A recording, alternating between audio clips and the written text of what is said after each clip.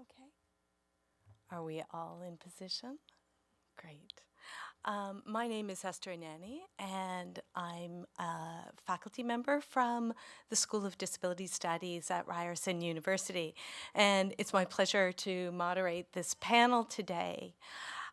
We have three speakers, three individuals who will comment on some of the questions and tensions that are raised in the film that we've just watched. The first speaker is Dr. Milos Popovic, then we'll speak with Dr. Kelly Fristch, and then Christian Martius will close the panel. I'll introduce each panelist before they speak. So I'll start with Milos. Dr. Milos Popovic is a scientist at the Toronto Rehab Institute, an associate professor of the Institute of Biometrics, Biomaterials, and Biomedical Engineering at the University of Toronto. His research interests are in the development of neuroprostheses for stroke and spinal cord injury patients, brain-machine interfaces, assistive technology, and neurorehabilitation. He received his PhD in mechanical engineering from the University of Toronto and holds a diploma in electrical engineering from the University of Belgrade. So Milos, what are your thoughts about the film? Thank you for the opportunity to be with you today, and I hope you enjoyed the movie. I actually enjoyed it myself as well. I think what is very important to really understand is that the way the medicine and sciences are moving forward is we are trying to address the needs of different patient groups and individual patients. And as a result of that, we try to find technical or biological solutions that could help patients. And more and more individuals among us have, we have implants like hip, replacement, or they have a joint replacement. But that also goes further. These are fairly passive devices, so nothing that usually makes people worry about. But we are moving into the fields where we are trying to help people who have Parkinson's disease and who, because of Parkinson's disease, are not able to live normal lives. And one of the methods of dealing with those cases is that if the medications are not working well, you would go and implant deep brain stimulator, and within moments after you turn the system, which actually stimulates brainstem, they stop shaking and they're able to do the things they were not able to do on their own. So if you have a patient who is totally dependent and with relatively straightforward intervention, which is invasive and it is right in the brainstem of the patient, enables that patient to regain the independence and is able to do things that we take for granted, like holding a coffee and drinking out of coffee. I think that's a wonderful thing. Now, we do the similar things with cochlear implants. We have various individuals who were born profoundly deaf, and through technology, we were able to get them the hearing back extremely fast and extremely well. And there are thousands and thousands of people in our community who have this type of implants. So what is happening is we are discovering the way how the brain works, we're discovering the biology, and we're doing a better and better job almost daily on this technology. And we're trying to use it to help individuals have better and more fulfilling lives. However, what also is happening, and it's inevitable, is that there are other fields that are evolving very rapidly, like artificial intelligence is another field which is evolving extremely rapidly. So for those of you who are not familiar with that, I will scare you a little bit. We are looking at horizon of 2030, 2040 of the singularity moment. I don't know if you're familiar with that term, but essentially what it means is that about at that time, maybe even 100 years later, but at some point in time, you will have an artificial intelligence system and you communicate with the system behind a screen or something. You will not be able to understand if you're talking to a human or you're talking to a machine. That's called a singularity moment. This is called Turing's test. And if the artificial intelligence passes the Turing test, you have on the other side artificially created intelligence, which is responding, behaving in a very similar way as we do. So you can now see how different technologies may start merging together. Like deep brain stimulators are right now very crude devices, but we have already retina stimulators that people who are blind, they're able to see. We're testing in UK right now, and there's a number of patients who are walking around who are profoundly blind, and by stimulating their retina, they're able to see things, at least shapes and letters. And right now, they can see only big letters, but in about 5 years, they're going to be able to see smaller letters, and maybe in 20 years, they're going to be able to see 20/20, right? So those interfaces with eyes, with peripheral nerve system and brain, and artificial intelligence, which is evolving on the other side, will all converge at some point in time. So that's a kind of a scary moment for many of the people because they think that's a problem. Maybe it's a problem, maybe it's another problem, but that's where we're going, and you can't stop it. Same as we couldn't stop the flight, same as we couldn't stop discovery of vaccines, same as we couldn't stop the GMO products, genetically modified organisms. So that's where we're going. What is very important is we as a society have to understand that and have to deal with that in some way. And, you know, probably it's going to be extremely beneficial because right now my children are not really trying to learn anything by heart, which was the main way of schooling in my time, you know, because I had a terrible memory, I had terrible marks in history and other things because I couldn't remember anything. And my son doesn't even bother doing it because he has Google, right? So how difficult is, or how big stretch is you having Google in front of you on a screen and actually having Google in your head right away without the visual interface, right? So that's a possibility, and we may go in that direction gently. And the way how you're going to see it, there are going to be patients who have deep brain stimulators and other stimulators that help them deal with epileptic seizures or Parkinson's disease or some other disorders, Alzheimer's disease. And at the beginning, it's going to help with the memory. And then now I have the circuit there which enhances the memory and helps somebody who has Alzheimer's disease to overcome the challenge. What about if he wants to have more memory?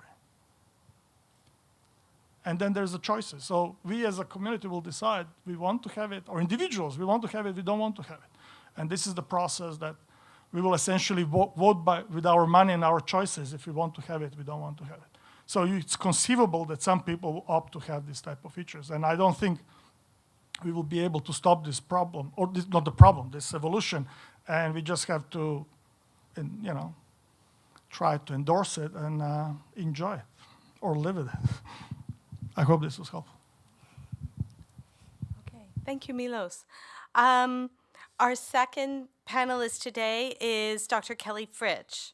So Kelly is a Banting postdoctoral fellow in Women and Gender Studies and the Technoscience Research Unit at the University of Toronto. Her research investigates the political economy of war that is central to the development of body enhancement technologies, such as prosthetics and personal assistive and adaptive devices, and she asks how these technologies are differentially produced, distributed, consumed, and utilized based on markers of race, class, gender, and sexuality. Kelly? Thanks, Esther. Good afternoon, everyone. I want to open by thanking all the organizers at the Ryerson School of Disability Studies and Tiff for putting on such a wonderful event today to celebrate the International Day of Persons with Disabilities. One of the things that I think the film Fix does really well is to pose the question of what are the possible futures for disability. And for me, as a feminist disability studies scholar, what is so interesting, aside from how intrigued I am by the recurring image of a wheelchair going swimming, is the way in which taking up enhancement technologies allows us to not only consider what it means to alter disabled bodies, but also what does it mean to capacitate and enhance bodies beyond what we consider to be the able body. So as soon as we take up enhancement as a way of orienting to embodiment, we find ourselves already moving away from distinct boundaries of disability and ability, and instead find ourselves exploring gradations of embodied variation.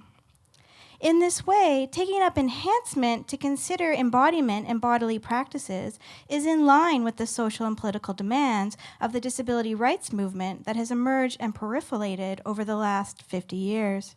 Breaking down the presumed stability between an able body or a temporarily able body and disability lends itself to a politics that can desire, welcome, and anticipate variation in embodiment, including variation in mental ability. Enhancement technologies enable us to explore the ways in which various kinds of technologies like eyeglasses, cell phones, robots that can take care of us, or pharmaceutical drugs come to be extensions of our bodies, in assemblage with our bodies, and ways of negotiating ourselves in and with others, in relation to and with others.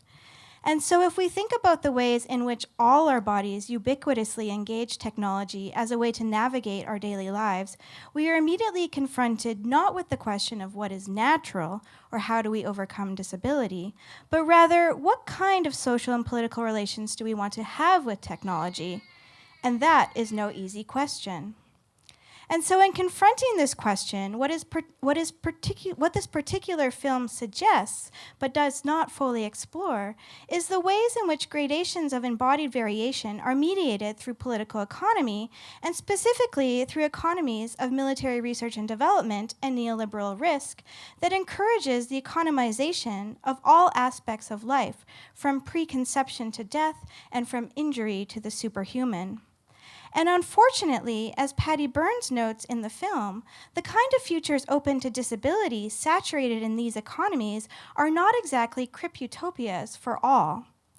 Not only because war remains the largest global producer of disability itself, but also because much of the American research and development of disability-specific enhancement technologies happens through dual-use programs that seek to simultaneously produce technologies that are useful for military operations and also have commercial civilian value. So, for example, the robotic exoskeleton featured so prominently throughout this film is a bionic suit designed by a handful of biotech companies in partnership with military-funded research labs at prominent U.S. universities. The exoskeleton was first developed to help soldiers carry heavy loads across battlefields. In addition to aiding soldiers, these bionic suits have since enabled veterans and others with mobility impairments to stand and walk. Within the last few years, the U.S. Food and Drug Administration and Health Canada have both approved this bionic suit for use in rehabilitative settings and at home at a cost of $70,000 per suit, not including, of course, the ongoing repair and upkeep necessary for this product. One of the most famous critical engagements with the political economy of war and the politics of enhancement technologies is found in Donna Haraway's 1983 Cyborg Manifesto. Haraway's cyborg is simultaneously a figure of feminist possibility and a figure complicit in militarization, colonization, and processes of securitization. Haraway's cyborg, a machinic and organic hybrid that transgresses these boundaries between human and animal and machine and organism, emerges out of the 1960s space race, the Cold War, and imperialist fantasies of transhumanism. Haraway argues that by the late 20th century, everyone has become a cyborg, an idea gestured towards in the film Fixed, and Haraway urges us to reject any kind of technophobic stance, as this would render taking responsibility for new technologies impossible. The emergence of the cyborg happens alongside the boom in the life sciences and the development of biocapitalism.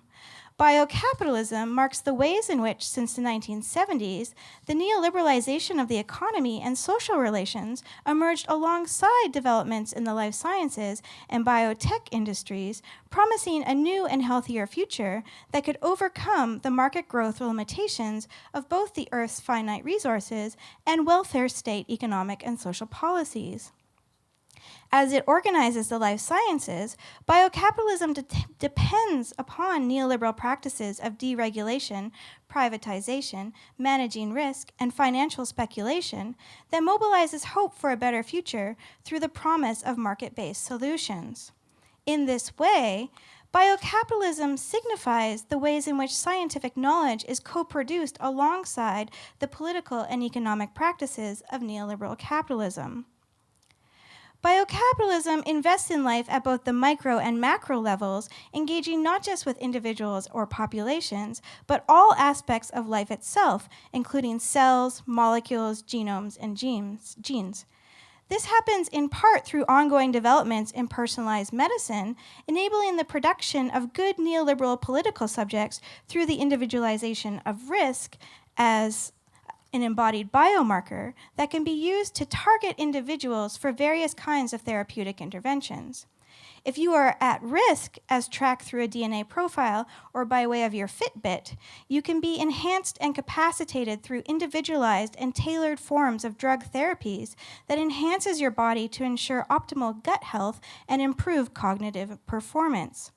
These practices are future-oriented, for not only does biocapitalism promote technoscientific innovation as a way to overcome the limits of vulnerable bodies, but its practices also incite bodies that can be enhanced and capacitated in such a way so as to meet the current and future demands of the neoliberal economy. As Jaime Cassio suggests in the film, he does not want to abuse the drugs that improve his mental capacities, but it sure is tempting given the demands of the hyper-competitive neoliberal economy that insists that we are ever sharper, smarter, and able to perform. The development of biocapitalism involves what historian Michelle Murphy terms the economization of life that centers on the profitability of future-oriented human capital. The economization of life through biocapital ties the future of life to profitability and productivity such that life is made to live, to have a future, if it is profitable, while unprofitable life has no future and is made to wither. This uneven valuing of particular lives and bodies is central to the political economy of war and to the ways in which some bodies get capacitated while others are left to wither. It is also central to the ways in which the byproducts of enhancement and the disposal of enhancements no longer needed, like shipping our e-waste overseas and the dumping of our pharmaceutical waste into waterways for others to eventually ingest, comes to impact certain ecologies and populations more than others. In 2011, Hugh Hare, the double amputee from the MIT Media Lab featured in the film, was named Time magazine's leader of the bionic age. Throughout the film, Hare comments on how he is able to upgrade his legs every month and that he imagines himself having a superior body to that of his peers as he ages. The technological possibilities open to Hare as a researcher at the MIT Media Lab with an annual operating budget of $60 million can be juxtaposed to the recently publicized story of Jeff Preston, a professor in London, Ontario. Preston has been waiting over 8 months to have his wheelchair repaired so that he can reliably get around. And despite his relative privilege as a professor, Preston has not been able to get the kinds of repairs he needs to live his life. In this way, it is easy to see the biotechnological promise of biocapitalism for Hugh Hare, who doesn't have a need for disability politics in order to create access in his life. But for other disabled people who don't have access to these technologies, or who don't have access to the maintenance and repair of these technologies, or who do not want to participate in neoliberal saturated practices of enhancement, ableism continues to override the promises of biocapitalism. As such, having a deeper understanding of the political economy of disability and war, the military-led research and development projects that shape bodily enhancement and assistive technologies, and the policies that result from this political landscape is important to work towards more socially just and equitable social relations. Today is the International Day of People with Disabilities, and the theme of this year's celebration is Inclusion Matters, Access and Empowerment of People of All Abilities. This is a timely theme for engaging some of the important tensions found in the film Fixed. The problem is, of course, access for who if we live in an economic system predicated on enhancing some at the expense of others. I think this film does a great job of marking out how it is impossible to take up enhancement without disability, that there is no way to not interact with technology or to get rid of technology.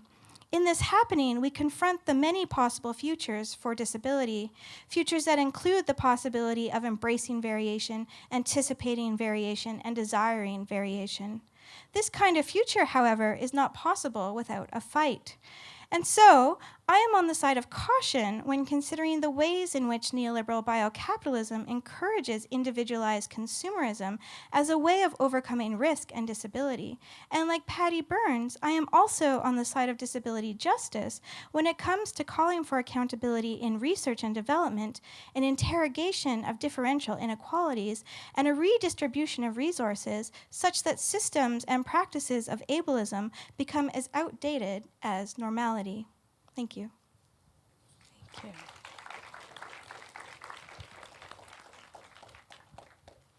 Thank you, Kelly. So our last panelist is Christian Martius. So Christian is a Toronto-based writer and a PhD candidate in the Communications and Culture program at York University. His research is on the construction and maintenance of bodily norms.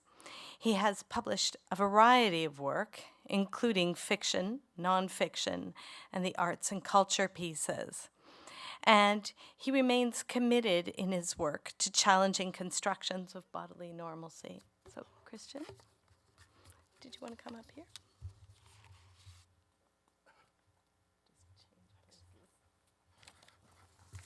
Hello.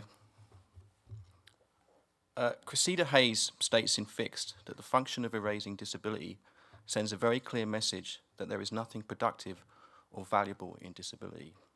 This assumption that disability has no value, implied by transhumanist Stuart Hughes, highlights the problem of imagining a future world where technologies of human enhancement attempt to deliver unlimited abilities, acceptable eugenics, and a perpetual and incommensurable definition of bodily normacy.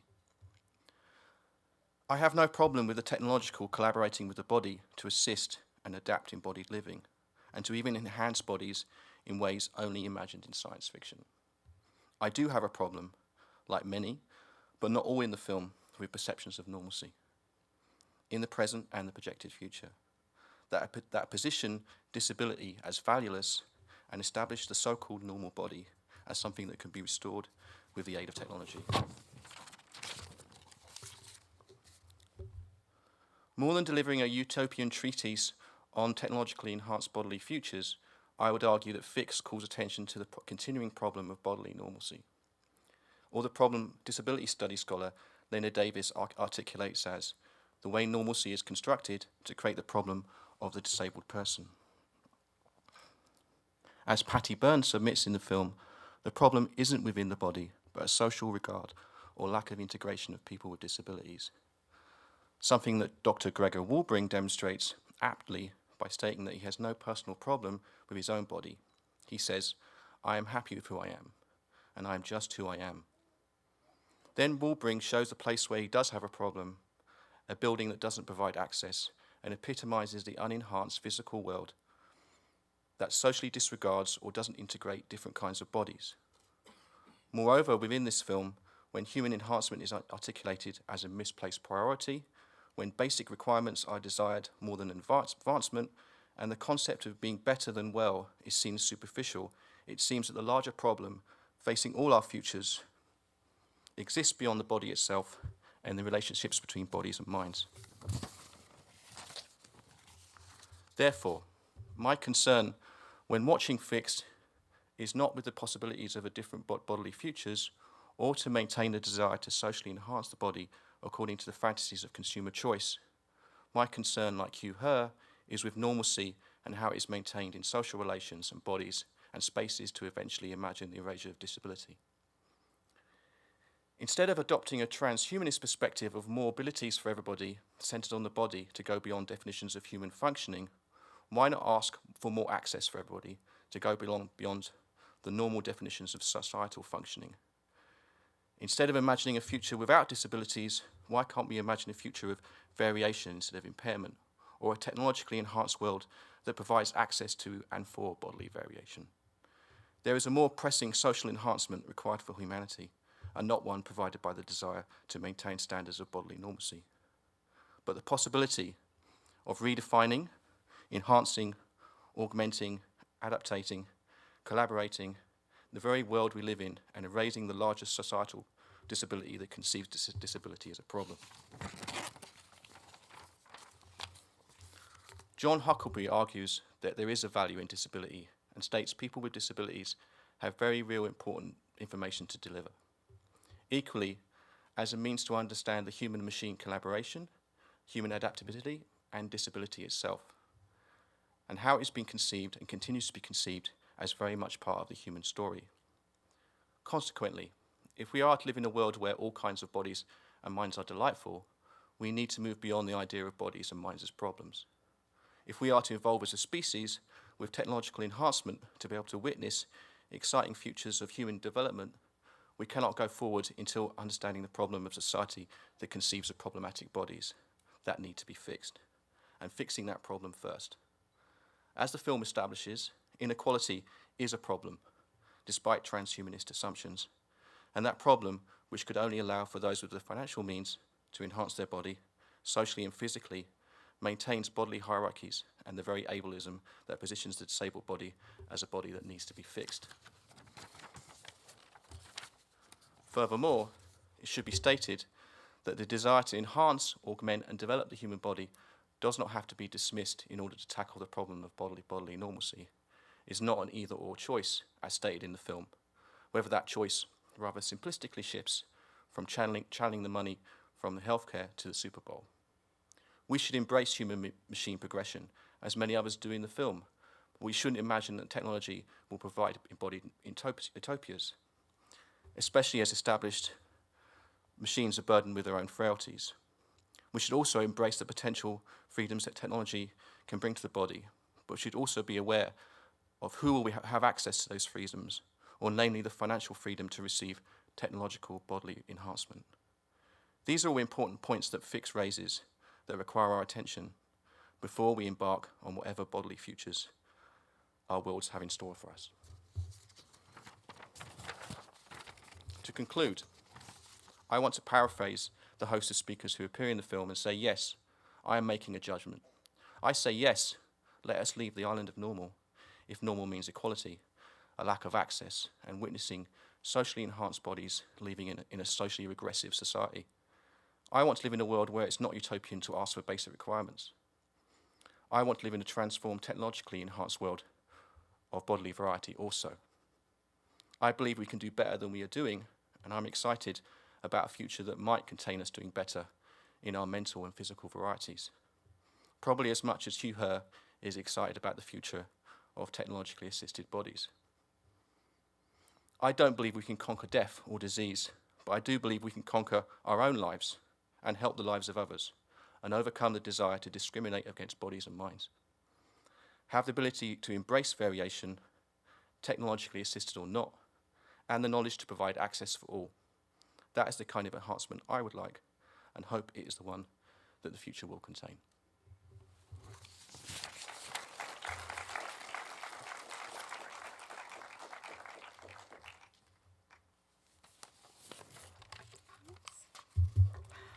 Okay, thank you, Christian. I believe we're going until 1:15, so we have just a little bit of time here. My job here is to bring together some of the questions I think that were raised across the panelists and raised in the film. And it's a job that's made much easier by the many questions already raised. Although our answers are certainly complicated and sometimes even contesting. So I wanted to thank the three of you for your very thoughtful comments. I think in general, the film asks us about what the implications of these technologies for human advancement are for both disabled individuals and our communities and broader society. Less directly, though, I think the film raises a number of tensions, sometimes deliberately and sometimes I think inadvertently. And I would suggest that they've been addressed across the panel. I think as we're thinking about questions we want to ask to the panelists and raise about the film, we might think about questions of language. So discursively, the relationship between humans and technology shifts throughout this film. The film opens by describing the relationship between people and technology as collaborative, as innovative, as improvising, adaptive, almost celebratory. As the film progresses, though, the language shifts, and we're lured into we're lured seductively into the language of competition, one-upmanship, even the moral high ground. So my question to the panelists and for all of us is this slippage from collaboration to competition inevitable? And if not, how in these sorts of discussions, and if not, how might we try to resist them or shift them in yet another direction? I think it's also interesting to trace the various treatments of the word normal, both amongst the panelists and within the film. So initially, the normal body, so the standing body, for instance, as we see at the beginning of the film, is positioned as the ideal standard for human function and worth.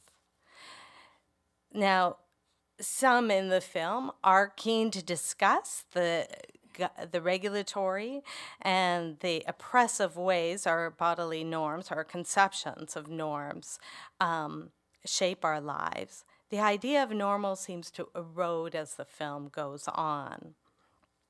So no matter what side you're on around human enhancement, we sort of fall all together in celebrating human variety, human variation. And I think we see that on the panel. So Christian, I'm very taken by your assessment that technologies restore the notion of the normal body. Whereas Kelly, I hear you talking about how human enhancing technologies can blur the boundary between ability and disability and erode the notion of normal and erode the boundaries of normal. So I wondered if we might talk a little bit about this ambivalent relationship between technology and our bodies. The film goes also to some lengths to integrate a variety of voices that assume a range of positions with respect to technology and human life. So at the same time, though, both those who embrace technology and those who assume a more skeptical stance, like Gregor Woolbring, for instance, or Patty Byrne, are all quite extraordinary individuals, accomplished, and in some senses quite privileged. So I wonder if we might think about what voices are missing from this film and what kinds of concerns might they raise, and how might we engage them in the very important debates that have been raised by the panel and the film itself. We're also reminded in the film about our common reliance on technology or tools. But I was troubled by the minimal gesturing to discussions of the histories of our current technologies, the ableist violence that undergirds and is perpetuated by some technology, as Kelly references in her comments. So there are some practical questions, and perhaps these can be directed to you, Milos, but what do we know of who funds and profits from technology? What brings a technology to our table, if you will, to the market? and which technologies are advanced and which technologies end up languishing. And what are the implications of those differences?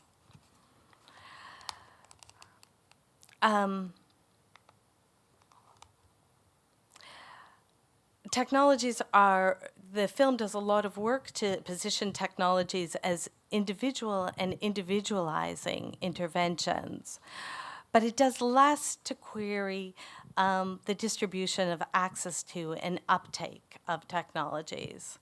Points raised by both Kelly and Christian's comments. So then how do we hold, I think a question for us as a group here is, how do we hold biomedical corporations, governments, scientists, and engineers accountable for the sorts of social divisions that arise from the creation and the maintenance of technologies? I think related to that, what social enhancements must accompany the investment in technological enhancements, so that all of us can equitably join in and take advantage of the promise and possibility of these technologies.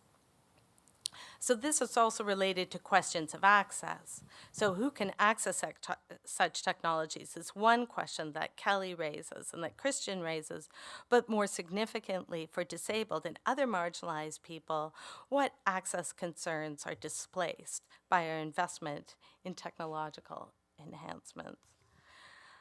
And I want to end by just noting the beauty of this film. I think the film communicates a lot about disability aesthetics, and while it didn't come up in anybody's comments, I think it's worth acknowledging the very beautiful integration of Sins Invalid's work throughout the film, and the references that different speakers, no matter what their position, made to the beauty and joy that can come out of technological enhancement.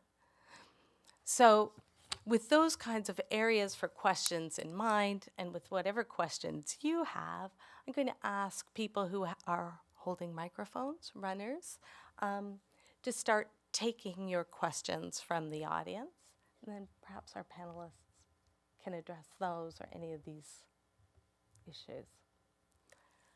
So are there runners? Okay. All right, thank you very much to the organizers and to the panelists.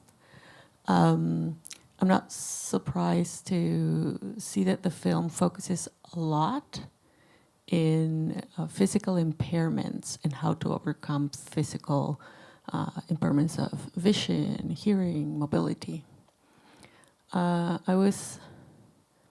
would say disturbed by the man that says that being human is between your ears. So there's at least 20% of people who self-identified with mental illness. That affects your brain. So does that make 20% of the population not human? And also, just to echo what Esther was saying, is whose voices are not here? Technology is amazing, and I'm all for it. But while we can have a very, common things such as drinking water, potability of water has been invented a long time ago. And here in Canada, we have a lot of population in the north that cannot drink water. That's just a very simple thing. And not drinking healthy, clean water is going to bring a lot of diseases and disabilities. So I definitely agree with the speaker that brings the issues of inequality of access and that disproportionately focus on how can we make this one particular thing hyper, super great, whereas her wheelchair cannot even be properly fixed. So it sounds like there is a question there about a question about the nature of humanity. What counts as human? And did one of the speakers challenge that? And then a question around different kinds of voices, what the panelists think around the voices that might be missing. Does anybody want to take that on? Oh, okay, absolutely. Maybe we'll do that. We will take several questions so then panelists can mull over where they can enter more easily. Are there other questions? Question mic 5. Thanks. Yes, thank you very much for this extraordinary film and panel. I want to maybe also reiterate the question that Esther asked and ask Dr. Popovic. Is that correct? Sorry if I'm getting that wrong. Because I feel like there's always, as Esther said, this artificial dichotomy between, people who are really committed to science and research and the advancement, and you've presented it as this sort of almost inevitable singularity that is coming, right? That even able-bodied people will have to sort of be prepared for where their bodies are going, as Kelly pointed out, right? It changes the definition of normal. And I wonder about the degree to which schools of science, medicine, engineering are actively engaged in thinking this through, right? I mean, I know that that's not what you guys trained to do, but there were nuclear scientists who gathered together to think about the implications of the science that they were doing for human futures, and I would really be interested in hearing in a very straightforward way. Like I'm wondering about how much these discussions come up in the work that you actually do. Thank you. Okay. And I'll take just maybe one or two more, and then we'll go across. Other questions?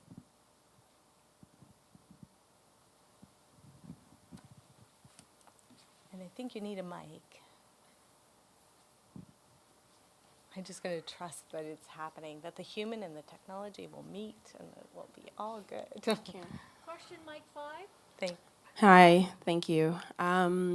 Just as a little background, I'm a parent of a child amputee, and my experiences as it being a part of our life and a reality and a blessing that my son was born as a child amputee, and dealing with the healthcare perspective, especially surgeons, doctors that are a part of his team. There is a kind of language that always happens in our appointments of trying to make my son's leg better, longer, things like that will make almost our lives better, but yet very little questions about how fulfilling our lives are with him being an amputee. So definitely in this film was amazing. I loved the perspectives of the eugenics movement, and me as a person of color, being a person of color is not high on the list of characteristics of these superhumans that you want to create.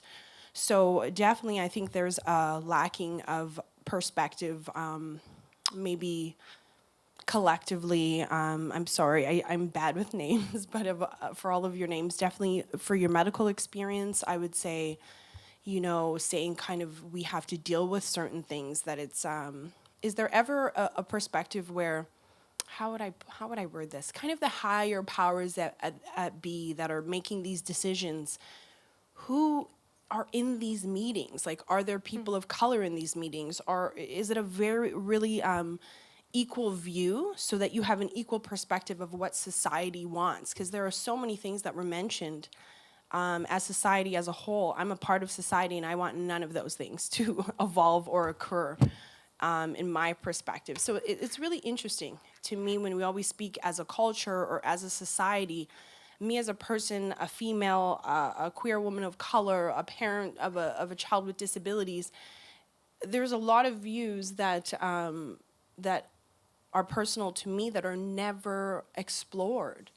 So how do we kind of, who do I give my opinion to? Who would I give this input to? So it's a more just equal and kind of, just a more perspective that includes all of us and not just some of us, and what some of us think would be the epitome of anything. And yeah, because my epitome definitely is like a Black Empress queen, big afro, natural being, with a lot of variations, I just think perspective is so very important, and my perspective is going to be different from yours, and what I see as a perfect society and universe may be completely different from what you view. So it's kind of, how do we bring that together? I know it's a long-winded question, but sorry. Yeah, it's the basis. Thank you.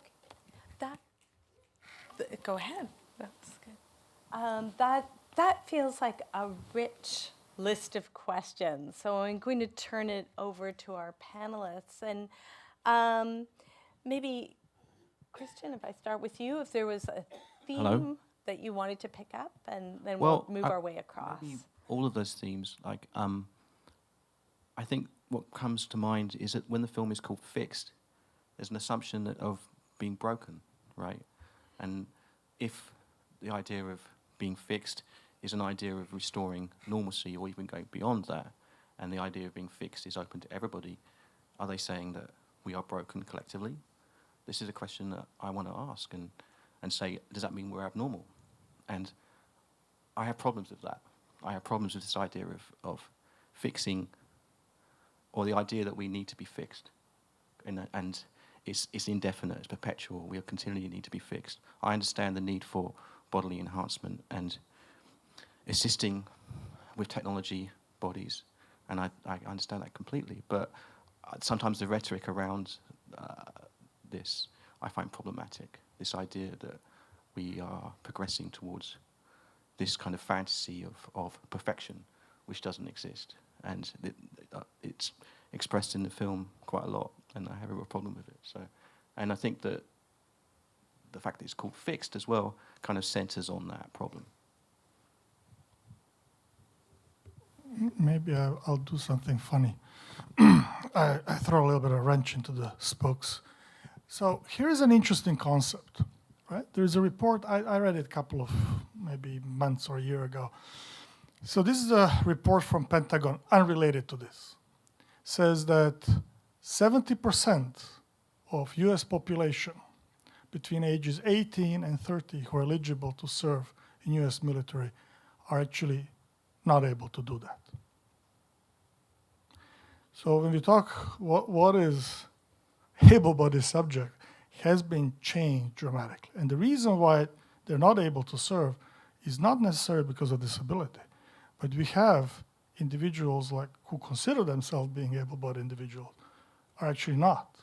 They're obese, or they're intellectually not because they have a mental disability or anything like that. They just haven't brought themselves to the point they're able to do basic mathematics or things in order to fulfill requirements to serve military. So when I served military, which was 30 years ago, roughly, and I passed through these tests. These tests are they're not very demanding. So why I'm telling you this is because we do experiments in able-bodied subjects, and we try to say, this is how able-bodied subjects behave. And I do it on my students. And the students come from all over the world. I have Japanese students, I have Iranian students, I have students who are African-American, everything. Male, female, gay student, everything is in the lab. It's a huge enterprise. And then what is interesting is you find out that their body responses are all over, and we do statistics and we explain all that. And then one day we say, okay, let's stop that. Let's try to get a triathlon athletes and do exactly the same experiments on them. So what the interesting thing is, these are amateur triathlon athletes. They're not competing on Olympic Games or things like that. Interesting, their biological, physiological responses are all even. And they also different cultures and different backgrounds and everything else. So what happens is, yes, we're talking about this normalcy and able-bodied subject concept, but actually when you look at it, most of us, because we're not moving, we're not eating properly, we're not engaging ourselves in all kind of different intellectuals and social pursuits, we actually not ever meeting the standard of whatever standard, just being able to actually balance and walk and properly, even though we have a perception that we're doing very well and that we are able-bodied subjects. So I think this normalcy concept, I think we as a society, and we're one of the fortunate ones, I hope so, are slowly transcending that. The intent is to enable everybody to have equal access. So what I think the technology and social environment should work towards is that, having equal opportunity and access. And if somebody has this form of disability or it's enablement, everybody should have equal access. And I'm very proud that my institution has, with TD Bank, I'm not trying to pitch TD Bank now, has actually went and on a limb and actually created a scholarship for people with disabilities to do graduate studies because they're absent in that, or very few of them are there. And I think creating such environment in which everybody has an equal opportunity is what we want to do. I just want to diverge from that communication. Just a food for thought for you, this regarding able-bodied subject and what is normalcy, right? But second issue is, you're asking about the technology and how all that comes up and who is discussing that. This is actually a chaotic process. The reason why it's a chaotic process is if you apply for a grant for a particular study, you're actually competing with your own peers, right? And it is, as Koka in one of his books said, it's like you would go and apply for new model that Chrysler will make, and then Ford and GM has to review that and actually approve it. So we have a problem that actually, when you submit grants to granting agencies, the way how you get these grants is usually get it for things that people feel comfortable and that they feel that it's kind of, whatchamacallit, not really trying to make a huge jump in a science. It's more incremental type of work.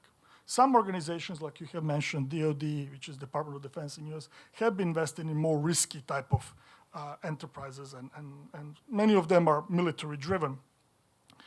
But most of the discoveries and most of the things that happen usually through serendipity. You're doing something, you're working very hard on some particular project, and you discover something by chance, right? And how that thing that you had ever discovered by chance becomes a product or becomes available is also a totally chaotic process. Because if you try to create a startup company, we discussed that earlier, if you have 100 startup companies that start, 90 of them fail within 2 years. And of remaining 10, maybe one will survive the 5-year mark. So you have this 99 technologies, which may be wonderful, which may be solving problems, which do not manage to go forward. And the reason how the things go forward is you have individuals who are pursuing that, who believe in this technology, they're pushing it forward for whatever reasons, right? So, and usually they're doing it not because of financial reasons, but they're doing it because they believe in things and they want this to be available for the population. And it happens in the medical field as well. When you look at my colleagues who are trying to push different medications or surgeries, they're surgical interventions or assistive technology, they're pushing it because they think that this is going to improve the care of patients. Everything that we produce has a side effect. Every single thing you have has a side effect. So here's a very good example. This is a cell phone. We all have cell phones, right? Cell phone has a limited bandwidth of the frequencies that you can hear because we decided that we'll give you the bandwidth from 300 hertz to 30,000 hertz, and that's it. So what happens to all of us, because we use this technology, we are fine-tuning our central nervous system to listen to frequency between 300 and 30,000 hertz, and we are changing our brains to interface this very well, willingly or understandingly or not, giving up on the frequencies which are above or below. And over time, lose capacity to hear frequencies below or above. Same with the visual display. Those kids who are looking at these visual displays, they have problems actually with the 3D vision over there. So everybody who gives their iPad to kids, because it's an easy way to calm them down, have given up on a 3D vision in kids. Do we do it? Yeah, everywhere. Just go to a kindergarten or go to somebody's home, and that's the easiest way to calm your kid. Here's the toy, off you go. But everything that we create has repercussions, not only that way, but it has repercussions. It changes us. It changes the way how we think. It changes how we are wired. It changes the way how we behave. So it goes from yogurt to this and affects us in every way. So some of those things we understand. Some of those things we don't understand. And we look at retrospectively, oh, that was a bad idea, right? But Milos, I'm going to just interrupt That's just fine. so that Kelly also I'm sorry. has a chance to speak, but very provocative and troubling for parents, for sure. Carry on. Thanks, Esther. So I think one of the things that really concerns me is about the ways in which enhancement technologies aren't actually about choice, and that they get put into this narrative that we can pick and choose what kinds of choices we want to make, what kinds of technologies we do and do not want to have in relation to our bodies. And so one of the things I think is important to think about is the ways in which our abilities, our technologies, the things in which we're in interaction with aren't a sort of stable self in relation to the rest of the world, but how some of those boundaries are flexible and unstable. And that means that we are not making individual choices. We do not get to pick and choose what's happening to our bodies and the bodies of other people. And for that reason precisely, I think it's very important to be challenging how research and development happens and how things move from research and development into actual objects that then have sort of grave problems that can happen. Thank you. I just want to check with the organizers in terms of how much time we have left, if any. I'm at 1:15 right now. If you have some more questions. Sure. Are there more questions from the audience?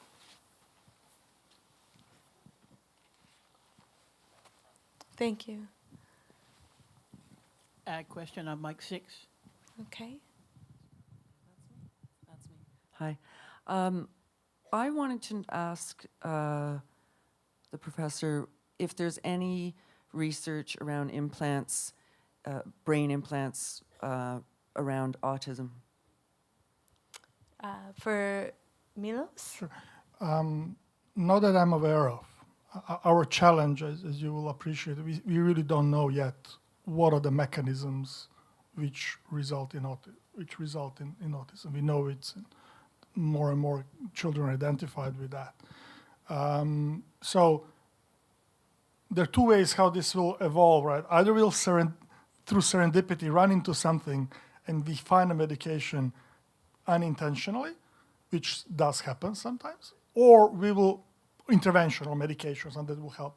Or in other ways, we actually understand the mechanism, how that particular condition comes about.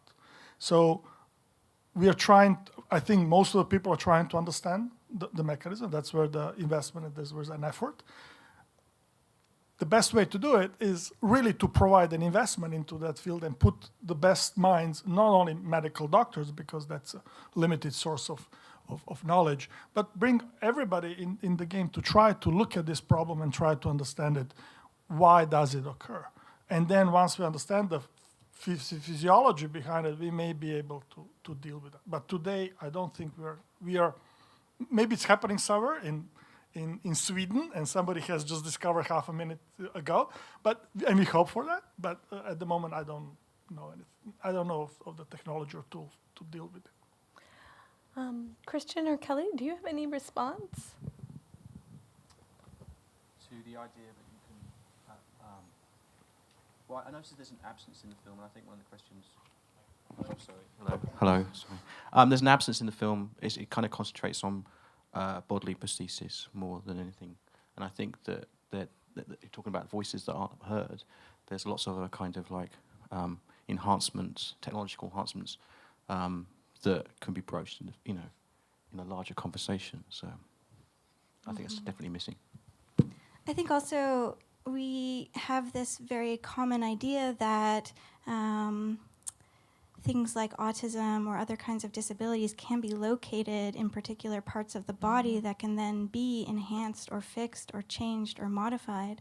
And I'm very cautious about that idea as a way of thinking about disability and ability, and would instead want to focus on the various ways in which social interactions are set up to happen, and what kinds of ways people are enabled to participate in society, and the ways in which enhancement technologies can sometimes curtail other ways of imagining possibilities of being in the world.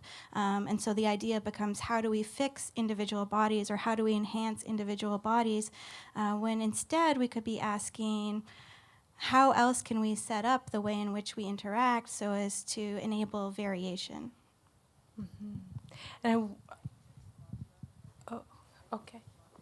Yes. Okay, question on mic 6 coming up. The response?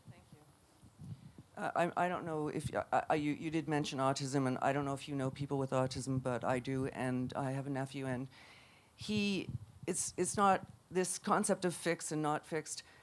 I mean, I don't even know that it's useful for him, for instance, and many like him. You know, we can say, oh, it'd be nice if we could figure out how to communicate, and you know, we can use. He's 18 years old. He's nonverbal. He's like a 2-year-old. But he's hitting his head on the wall and injuring his brain. So fix is not really an issue here. This is safety and health, and there need to be interventions, I think, for that. And the other voice that is seriously missing, and I'm not interested in criticizing this film, I'm interested in discussing the issues. It's a good place to start to talk about these things, are the caregivers, especially of that kind of individual. Thank you. May I jump in for just?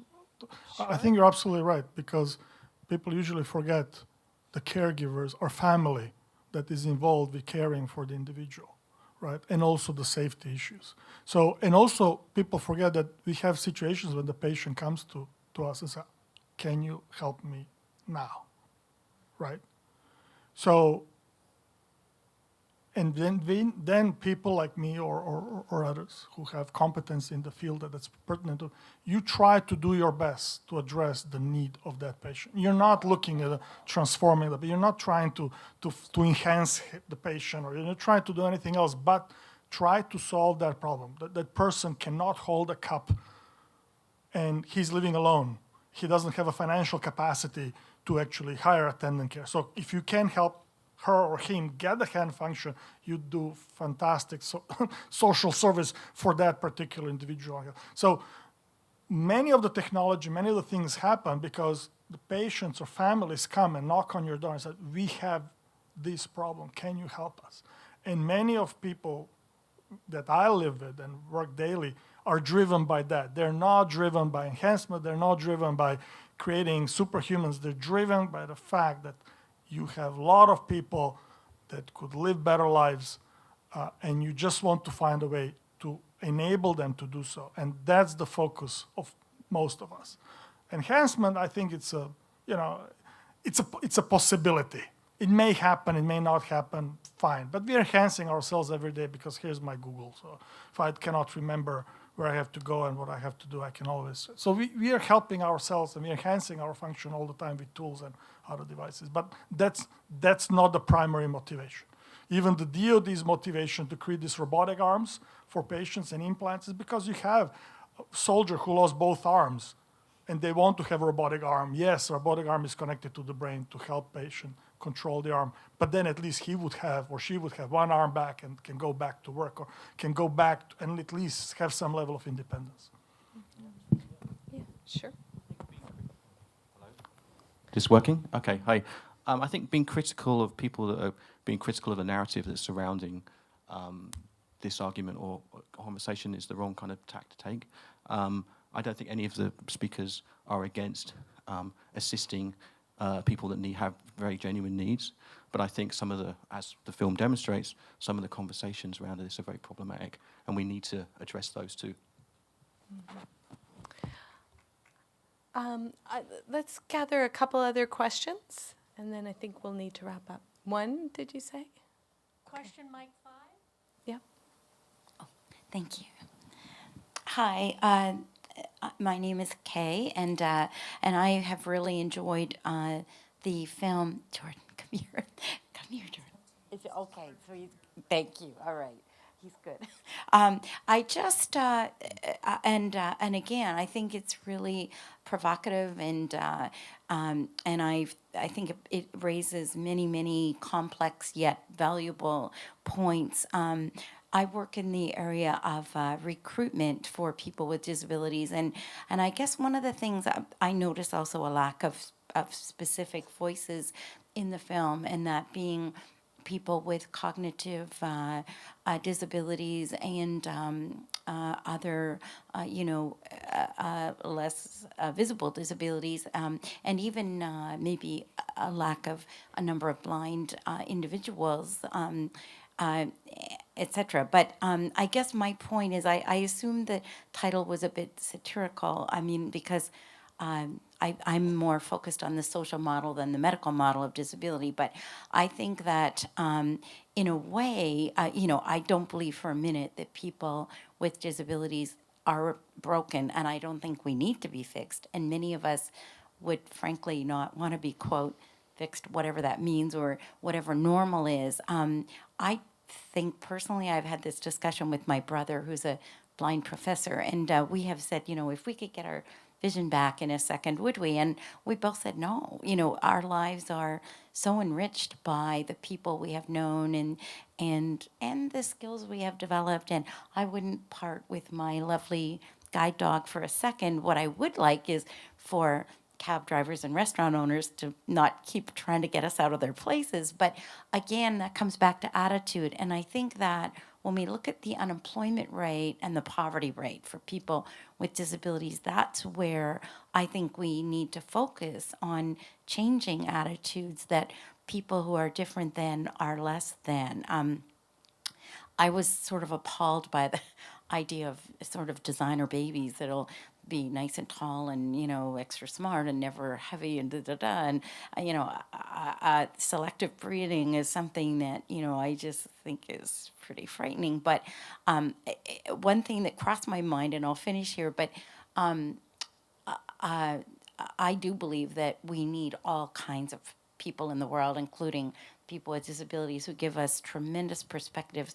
And I think in particular, people with cognitive disabilities. I've learned a great deal from these individuals. And but I think if we were to think of this as, if this were about the GLBTQ community, what if someone said, here's a special technique or science or a pill that you can take, and you too can be hetero. I think there'd be, I hope, huge uproar about that. I mean, how presumptuous to assume that hetero is normal, or even ultimately better than any of the other. So I just bring that point because I think we need to seriously look at. I think if we were to give people bionic eyes and exceptional hearing and mobility limbs and so on, bionic, whatever, I think that we would not change the bottom problem, which is attitudes, and that we really deeply believe that people who are different than are less than. So it's just a little thing. But having said that, I am very grateful for my hearing aids, which I also wear. It's I think we can integrate, but hopefully not to the point of wanting to be better, faster, bigger. Again, I think athletes who take steroids just because they want to do better, it's so competitive, they're damaging themselves. And let's hope, as our professor said, everything has a consequence and an effect. So thank you very much. Really interesting questions that get at that notion of normalcy and of our complicated relationships to technology. I think that had to be our last question, but are there any closing comments or lingering thoughts from our panelists? Well, I just want to reiterate the film. I think that it's not an either or. question, and I want to see a world where we're socially enhanced as well as technologically enhanced on the body. As you reiterated there, I want to see a world where it's not an either-or equation, and that's kind of broached with the film. You said that great. Okay, great. I have only one very short one. I think what is very important for society to understand, we know where we're going. We know what kind of technologies will come. I think it's very important that society gets engaged from the ethics point of view early in the game, rather than as the technology becomes available and it's present, we go look in the rearview mirror, oh, we should have done this or that. So if you want to find out what's going to happen in 10, 15 years from now, I can sit, or anybody in my field can sit with you and tell you exactly what's going to happen. So that's a moment where ethicists should come in the society and say, okay, how are we going to handle that? Which way we want to drive that? And then enable society to have equal opportunity access to those things which are relevant, and enable this to grow into and integrate into society in the most meaningful and productive way. We know where we're going, so let's watch for that. Okay. So on that note, I want to thank Tiff and the School of Disability Studies for giving us the opportunity to start having some of those ethical discussions here in this room. And I want to thank Kelly, Milos, and Christian for their comments and for all the questions in the audience. So that brings us to a close.